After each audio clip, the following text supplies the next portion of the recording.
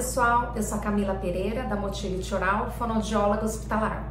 Eu estou aqui para falar de um assunto que interessa muito, tanto para os fonoaudiólogos quanto para os fisioterapeutas, que é quais são os preditivos, quais são os fatores que precisam existir para se pensar num protocolo de decanulação, para se pensar se esse paciente pode viver sem uma cânula de traqueostomia. Então, qual que é o primeiro passo quando a gente pensa em decanulação?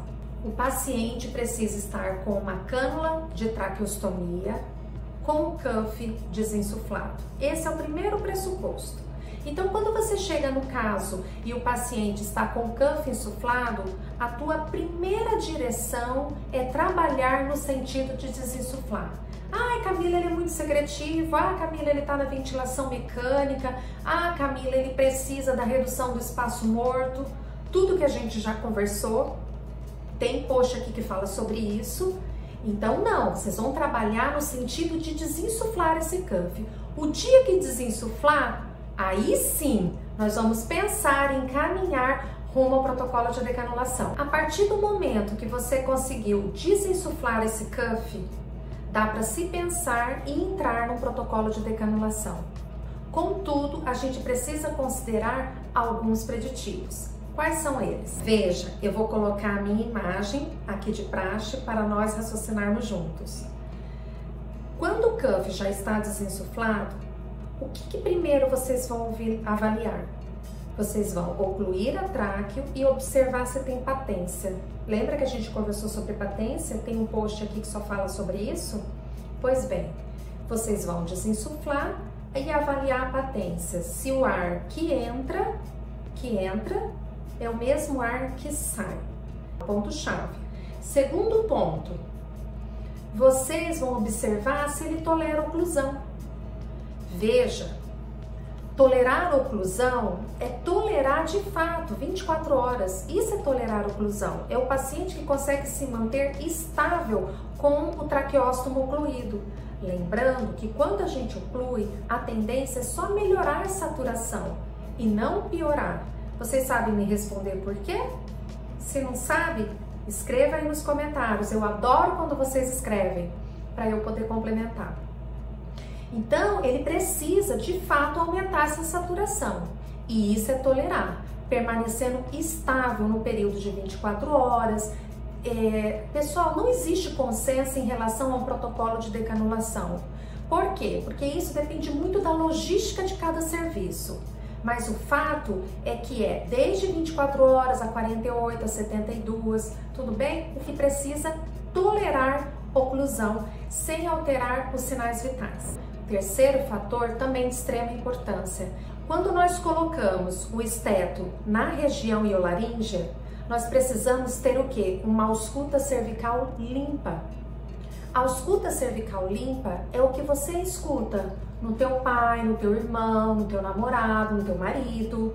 É o ver o ar entrando e saindo, ins e ex, de forma bem limpa.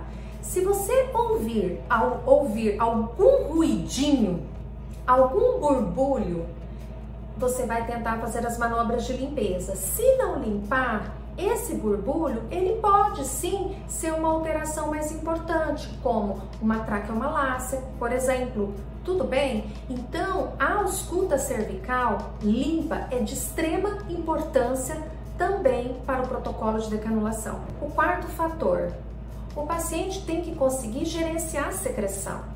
Por onde que está saindo a secreção num paciente traqueostomizado? É claro que é pelo conector do traqueóstomo, correto? A partir do momento que você oclui esse traqueóstomo, para onde que essa secreção tem que subir? Para a cavidade bucal. Ou ele depura ou ele engole. O fato é que ele tem que conseguir gerenciar. Por quê? Porque a gente está simulando um paciente que não é mais traqueostomizado. Nós vamos excluir a via e tudo tem que acontecer por cima. Tanto a respiração, quanto o gerenciamento da secreção, quanto a via aérea, quanto a tosse, tudo tem que acontecer por via aérea superior, não mais por via aérea inferior. E isso também envolve você não precisar abrir para aspirar o paciente. Se for necessário abrir para aspirar, já pressupõe que ele não passou no teste da oclusão. Ele não passou. Ele tem que conseguir, gente, gerenciar isso. Precisou abrir? Não é um fator positivo. Outro fator é tosse. O que é tosse eficaz? A tosse eficaz é quando o paciente consegue limpar via aérea superior. Ele consegue se manter confortável, a ponto de conseguir gerenciar essa secreção de forma adequada. Então a tosse e o gerenciamento da secreção estão intimamente relacionados. Existe outro fator que acaba sendo o calo no pé de muitos profissionais. Por quê? Eles esperam não estar aspirando absolutamente nada para pensar no protocolo de decanulação, que é o conhecido Blue Dye Test. Quando não sair nada pelo estômago, dá para se pensar em protocolo de decanulação. Veja, isso não é bem assim. Quantos pacientes a gente tem comatoso que não usa traqueostomia e não come pela boca?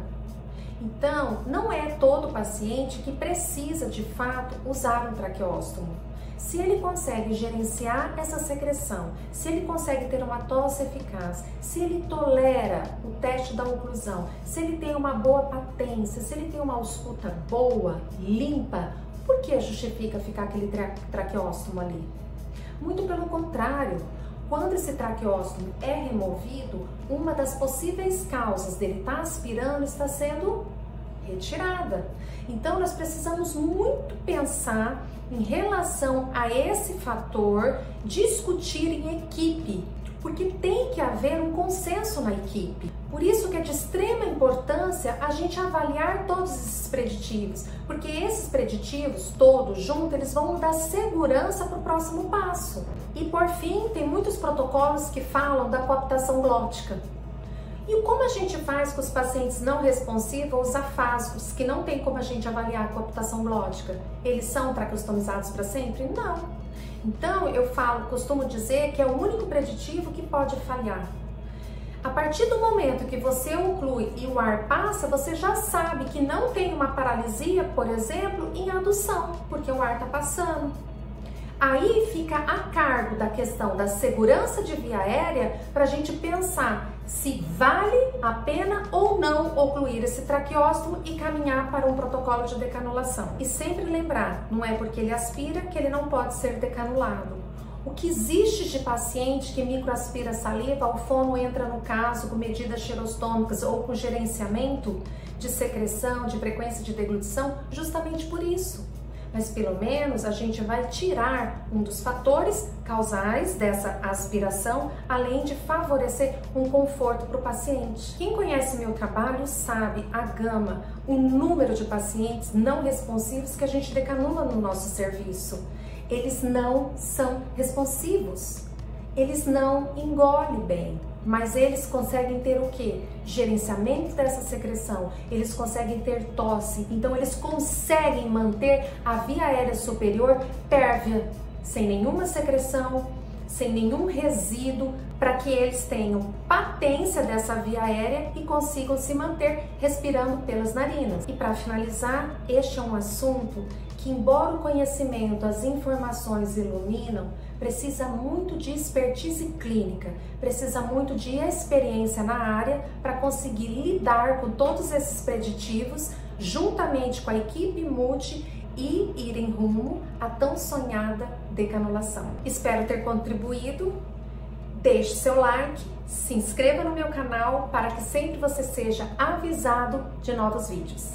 Pessoal, até o próximo vídeo. Tchau, tchau!